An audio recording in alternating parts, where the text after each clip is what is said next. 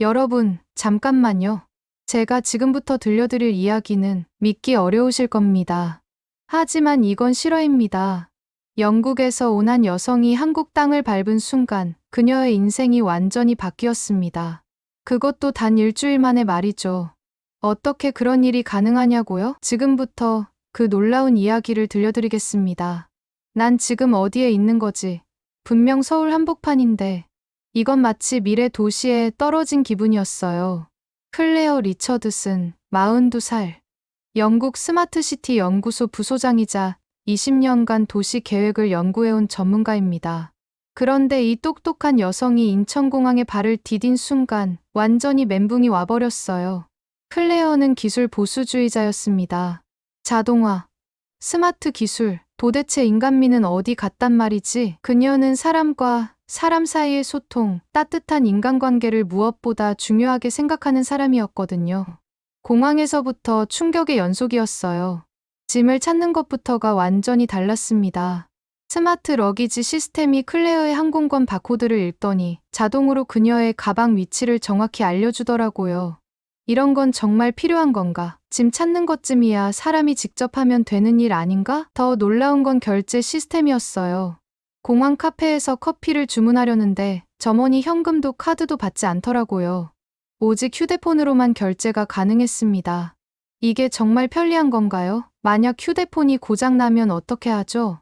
서울 시내에 도착했을 때 클레어의 눈앞에 펼쳐진 광경은 정말 SF 영화 같았습니다.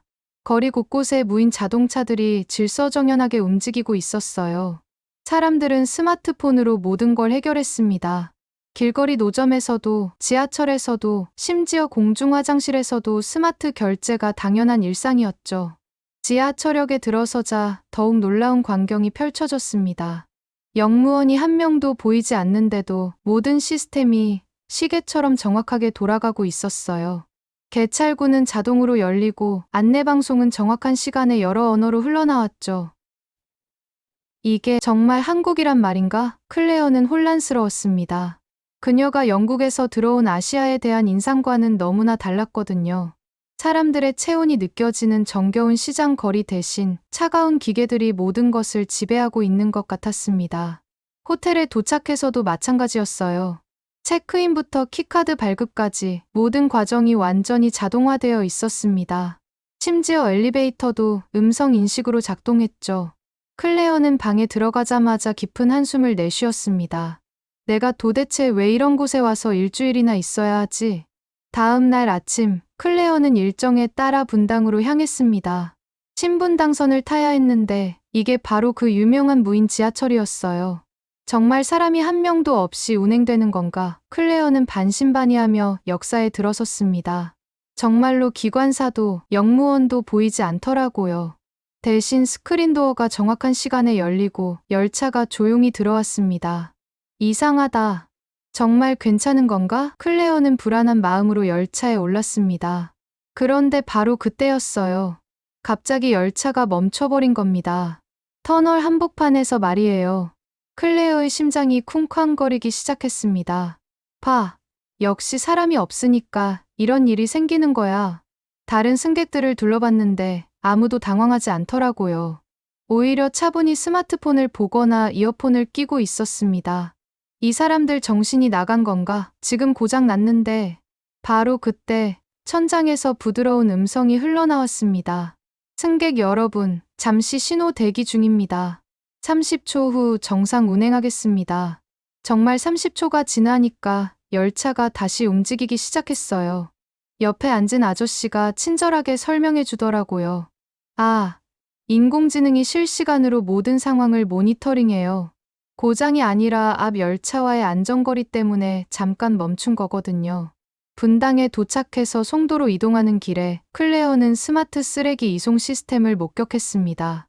이런 건 정말 사치야. 쓰레기차가 수거하면 되는 일을 왜 이렇게 복잡하게 만들어? 오후에는 스마트 버스 정류장을 구경했습니다. 버스 도착 시간이 실시간으로 표시되고 심지어 버스 안에 승객 수까지 알려주더라고요. 사람들이 이런 정보에 너무 의존하게 되는 거 아닌가? 호텔 방에 돌아와서 클레어는 하루 종일의 경험을 되돌아봤습니다. 이 모든 게 정말 사람을 위한 건가? 아니면 그냥 기술을 뽐내기 위한 건가? 그녀는 여전히 회의적이었습니다. 셋째 날, 클레어는 서울 시내의 스마트 헬스케어 시설을 방문했습니다. 거대한 건물 안에 각종 의료 기기들이 즐비했는데 모든 게 사람 손을 거치지 않고 자동으로 작동하고 있었습니다. 이건 정말 너무하는 거 아닌가? 클레어는 속으로 중얼거렸어요. 의료는 사람이 해야 하는 일인데 기계가 어떻게 사람의 건강을 판단해? 그런데 바로 그때 따뜻한 광경이 눈에 들어왔어요. 한 할머니가 30대쯤 되어 보이는 아들과 함께 건강 스캔 부스 앞에 와 계셨습니다. 아들이 부드럽게 할머니의 팔을 잡고 어머니, 그냥 여기 앉으시기만 하면 돼요라고 말했어요. 할머니가 부스에 있는 편안한 의자에 앉자 놀라운 일이 벌어졌어요. 아무것도 하지 않았는데 자동으로 측정이 시작된 겁니다. 의자에 내장된 센서들이 할머니의 체중, 혈압, 심박수를 자동으로 감지하기 시작했거든요. 몇 초 후 부드러운 음성 안내가 나왔어요. 측정이 완료되었습니다. 혈압이 평소보다 조금 높으시네요. 오늘 짠 음식을 드셨나요? 할머니가 점심에 김치찌개를 많이 먹었네라고 대답하자 그럼 저녁엔 싱겁게 드세요라고 친근하게 조언해 주었습니다. 아들이 자신의 스마트폰을 확인하더니 말했어요. 어머니, 데이터가 제 폰으로도 왔어요. 혈당은 정상이고 심박수도 안정적이네요. 다행이에요. 할머니는 이런 걸 아들이 다 알 수 있다니 참 신기하구나라며 웃으셨습니다. 클레어는 이 장면을 보며 깨달았어요. 기술이 할머니를 힘들게 하는 게 아니라 오히려 가족들이 더 쉽게 어르신을 돌볼 수 있게 도와주고 있었던 거죠. 더 놀라운 광경이 이어졌습니다. 시각장애인 어르신이 흰 지팡이를 짚고 들어오셨는데 젊은 직원이 함께 동행하고 있었어요. 부스가 자동으로 시각장애인임을 감지하더니 모든 안내를 음성으로 해주었어요. 점심시간에 헬스케어 존 직원과 이야기를 나누게 되었는데 더욱 놀라운 사실을 알게 되었습니다. 이 시스템 도입 후에 응급실 방문이 30% 줄었어요. 조기 발견으로 큰 병을 예방하는 경우가 많아졌거든요. 클레어는 이 모든 광경을 보며 마음이 복잡해졌습니다. 분명 기계들이었는데 사람보다 더 따뜻하게 환자들을 돌보고 있었거든요. 우리는 이런 걸 20년 뒤나 볼 수 있을 텐데. 넷째 날, 클레어는 서울 시내를 걸어다니며 한국의 일상을 관찰했습니다. 그런데 바로 그때 놀라운 장면을 목격했어요. 80대 정도로 보이는 할아버지가 스마트폰을 꺼내더니 화면을 몇 번 터치하셨습니다. 그러자 스마트폰에서 음성이 흘러나왔어요. 아들아, 아빠 집에 잘 도착했다. 걱정 말고. 할아버지가 음성 메시지를 보내고 계신 거였어요. 잠시 후 스마트폰이 다시 울렸습니다. 아버지, 안전하게 다녀오셨죠? 집까지 잘 가세요. 저녁에 전화드릴게요. 할아버지는 환하게 웃으며 그래, 고맙다라고 답하셨습니다. 클레어는 이 모든 대화를 이해할 수는 없었지만 상황은 충분히 파악할 수 있었어요. 할아버지와 아들 사이의 따뜻한 소통, 그리고 기술이 그 소통을 더욱 쉽게 만들어주고 있다는 것을 말이죠. 할아버지가 건물 입구로 걸어가시는데 자동문이 열리자마자 안에서 어서 오세요. 김할아버지라는 인사말이 들렸습니다. 아파트 관리사무소에서 할아버지를 반갑게 맞이하고 있었어요. 그때 할아버지가 클레어를 보시더니 친근하게 인사하셨습니다. 클레어는 당황했지만 고개를 숙여 인사했어요. 할아버지가 뭔가 말씀하시는데 제스처로 봐서는 우리나라에 놀러 오셨나요? 라는 뜻인 것 같았어요. 그리고 할아버지가 이렇게 말씀하셨죠. 이게 다 덕분에 우리도 안전하고 편해졌지요. 기술은 사람이 쓰는 거잖소. 클레어는 그 말을 이해할 수 없었지만 할아버지의 표정과 몸짓에서 깊은 감사함을 느낄 수 있었어요. 무언가 긍정적인 이야기를 하고 계신다는 것을 알 수 있었거든요. 점심시간에 근처 카페에 들렀을 때 클레어는 또 다른 광경을 목격했습니다. 중년 여성이 클레어가 메뉴판을 보고 있는 것을 보더니 자신의 스마트폰으로 번역 앱을 켰어요. 그리고 무엇을 주문하시겠어요? 라는 영어 문장을 보여주었습니다. 모르는 사람이 자신을 도와주려고 하다니. 핫 라떼 플리즈라고 말하자 그 여성이 직원에게 주문을 전달해 주었습니다. 그리고 한국에 오신 걸 환영해요. 번역 앱으로 말해 주었어요. 이런 따뜻한 배려를 받으며 클레어는 점점 마음이 움직이기 시작했습니다.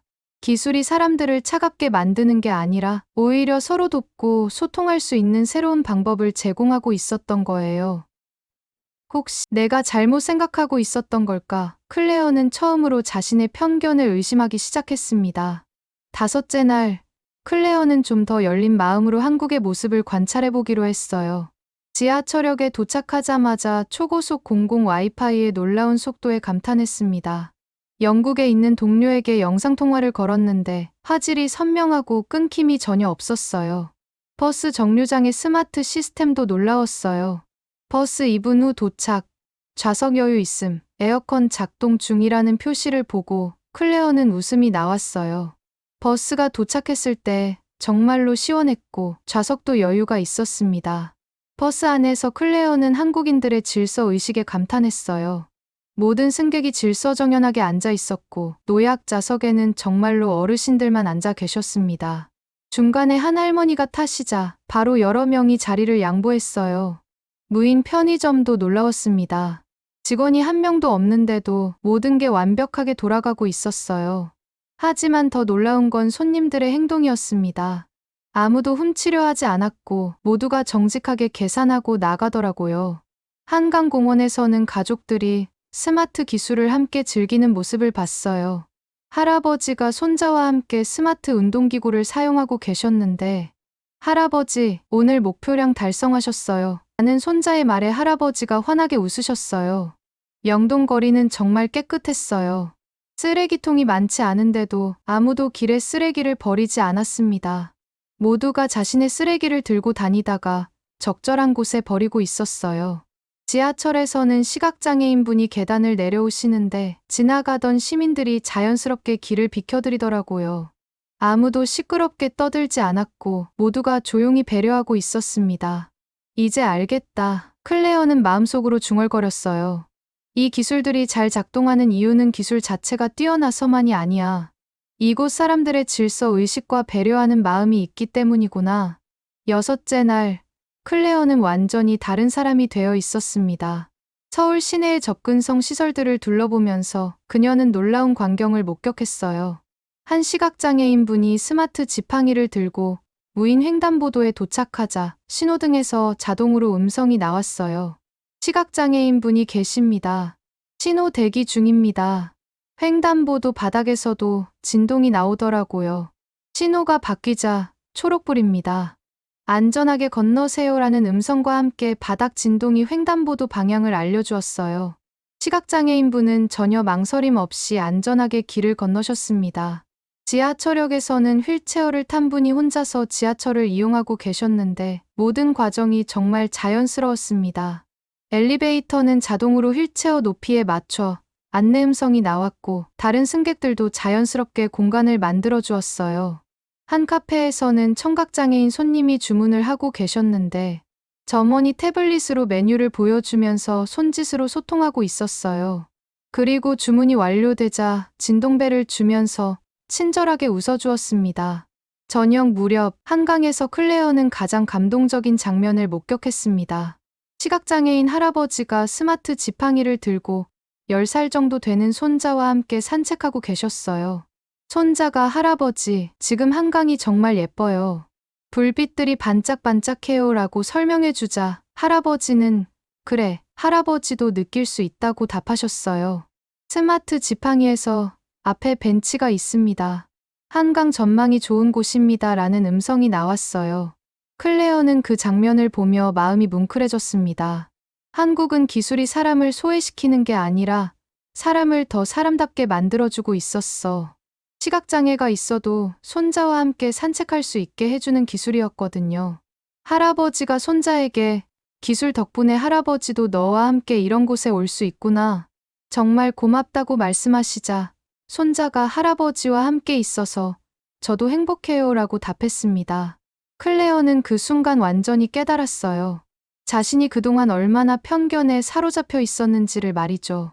기술이 사람을 대신하는 게 아니라 사람들이 더 풍요로운 삶을 살 수 있게 도와주는 도구였던 거예요.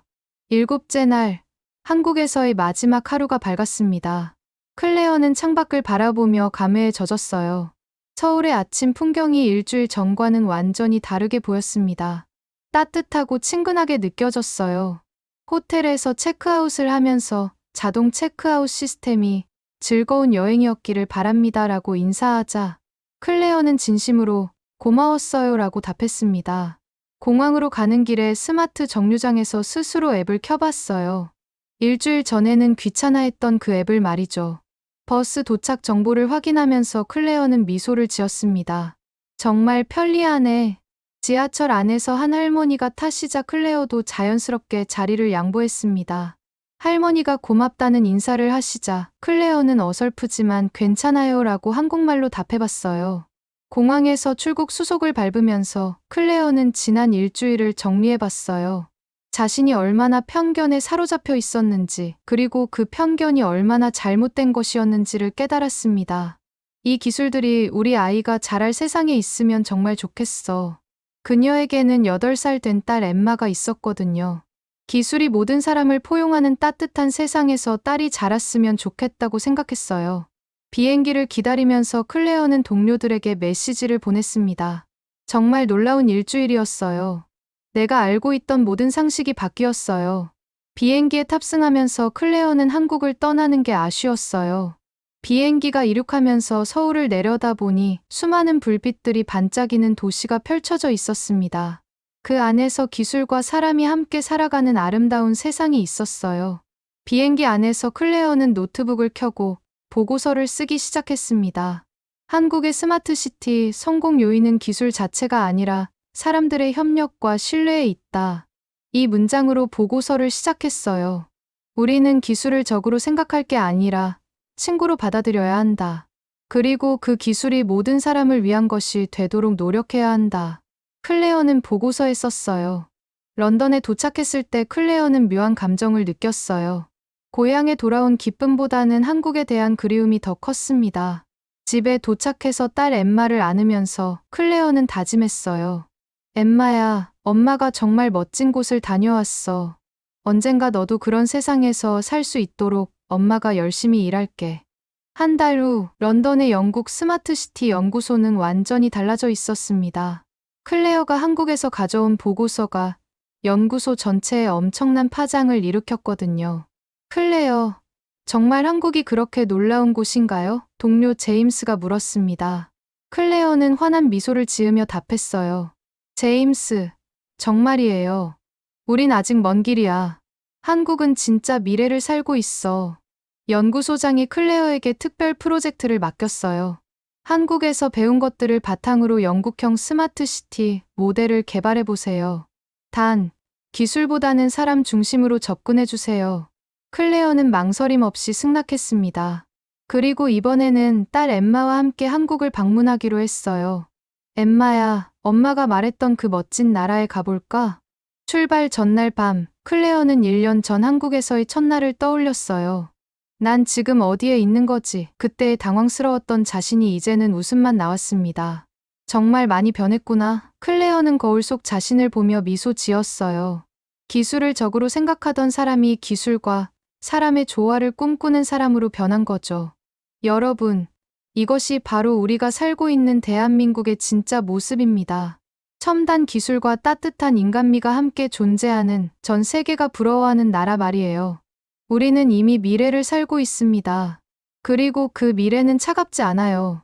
오히려 지금보다 더 따뜻하고 아름답습니다. 여러분, 어떠셨나요? 클레어의 놀라운 변화 이야기 말이에요. 일주일 만에 한 사람의 인생이 완전히 바뀔 수 있다는 게 정말 믿기 어렵죠. 하지만 이건 실제로 일어나고 있는 일입니다. 지금 이 순간에도 전 세계 수많은 사람들이 한국을 보고 놀라고 있어요. 우리는 정말 대단한 나라에 살고 있습니다. 여러분이 매일 당연하게 사용하는 그 지하철, 그 버스 정류장, 그 스마트폰 결제.